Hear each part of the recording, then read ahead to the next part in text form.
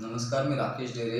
आता चर्चा group Konkan विभागमध्ये Dilip sir रसाळ यांनी आपल्याला सांगितलेच की बाबा आपल्याला महत्त्वाची कामगिरी म्हणजे आपली ही जी संघटना आहे, ही संघटना रजिस्ट्रेशन करण्यासाठी आपण सर्वांनी एकत्र आलं पाहिजे. चालक, मालक सगळ्यांनी एकत्र येऊन संघटना मोठी केली पाहिजे, बळकट केली पाहिजे. याच्यासाठी आपण ड्रायव्हर बांधवांनी किंवा चालक बांधवांनी एकत्र, चालक मालक जे आहे सर्वांनी एकत्र यायला पाहिजे. एकत्र येऊन या सगळ्या गोष्टीवर आपण विचारविनिमय केला पाहिजे. विचारविनिमय म्हणजे काय, आता हे पोलीस त्यांच्याकडे असते ई चलन टाकण्याचं एक मशीन मिळालं आहे. ते मशीनवर ते कोणतेही गुन्हे, काही कोणतेही कलम कुठेही लावतायत, गाडीवाल्यावर कोणताही गुन्हा दाखल करतायत, बक्कळ पैसे कमवतायत.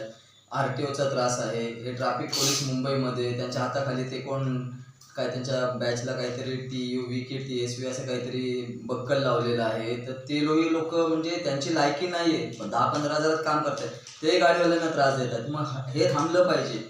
याला अद्दल घडवण्यासाठी ड्रायव्हर लोकांनी जिथे असं दिसेल तिथे ताबडतोब गाडी थांबवून बाजूच्या 5-10 गाडीवाल्यांना थांबवून ह्या पोलिसांना अद्दल शिकवली पाहिजे. त्यांच्या हाताखालचे ते कोण मदतनीस आहेत त्यांना अद्दल घडवली पाहिजे. शिवाय काही मालकही असे आहेत की ड्रायव्हर लोकांचे पैसे देत नाहीत, मग अशा मालकांनाही आपण अद्दल घडवली पाहिजे. मग त्याच्यासाठी आपण संघटना बळकट करण्यासाठी आपण ड्रायव्हरांनी एकत्र आलं पाहिजे. याच्यासाठी आपण रत्नागिरी जिल्हा, गोवा, सिंधुदुर्ग, रायगड याच्यामध्ये जोरदार कामगिरी केली पाहिजे. आपली संघटना किंवा आपल्या युनियन रजिस्ट्रेशन करण्यासाठी आपण सर्वांनी एकत्र आलं पाहिजे, एकटवलं पाहिजे. त्याच्याशिवाय या सगळ्या गोष्टीला आळा बसणार नाही. ट्रान्सपोर्टर लोकही आपले पैसे खात आहेत. गाडीवाल्याला समजा एखाद्या ठिकाणचं 25,000 भाडं असेल तर ते दलाल, इतर कोण हमाल या सगळ्या गोष्टीतून ते पैसे खाऊन गाडीवाल्यापर्यंत 15,000च मिळतात. मग गाडीवाला ह्याच्यामध्ये बर्बाद होत चाललाय. म्हणजे यासाठी आपण एकत्र या नडा, या सर्व गोष्टींसाठी एकत्र येऊन नडा आणि या सरकारला दाखवून द्या की आपण काय करतोय, की बाबा आपण मेहनत करतोय, मग आपल्या मेहनतीचा मोबदला आपल्याला का मिळत नाही. हा मोबदला मिळण्यासाठी आपण एकत्र या.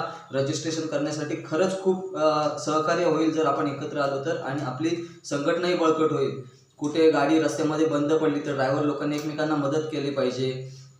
शिवाय एखादा अपघात झाला, त्या अपघात समयी तिथे बाबा एखादा रायगड म्हणा, सिंधुदुर्ग म्हणा किंवा इतर कोकण, जिथे कोकण विभाग म्हणजे अगदी केरळच्या लास्टच्या टोकापर्यंत अशी कामगिरी करण्यासाठी आपल्याला माणसं पाहिजेत की बाबा अपघात झाल्यावर तिथल्या माणसांची व एक म्हणजे स्थायिक लोकांनी आपल्याला येऊन मदत केली पाहिजे. यासाठी आपण जास्तीत जास्त एकमेकांना सहकार्य करून किंवा आपल्या संघटनेत माणसांची वाढ कशी होईल, किंवा एखादा मित्र आपला समजा एखादा केरळचा मित्र आहे तर त्याला आपल्या संघटनेबद्दल सांगा, आपली संघटना काय आहे, कशी काम करते. याच्याशिवाय आपल्याला हे पुढे जाता येणार नाही.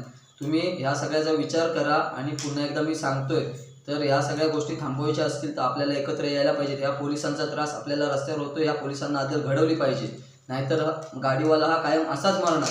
ह्या आपल्या सगळ्या गोष्टींचा फायदा करायचा असेल आपल्याला आणि फायदा मिळवून घ्यायचा असेल तर तुम्ही या संघटनेमध्ये एकत्र येऊन आपली संघटना मोठं करण्यासाठी सहकार्य करा, असं मी तुम्हाला सांगू इच्छितो. बाकी मला काय सांगायचं नाही. जय हिंद, जय महाराष्ट्र.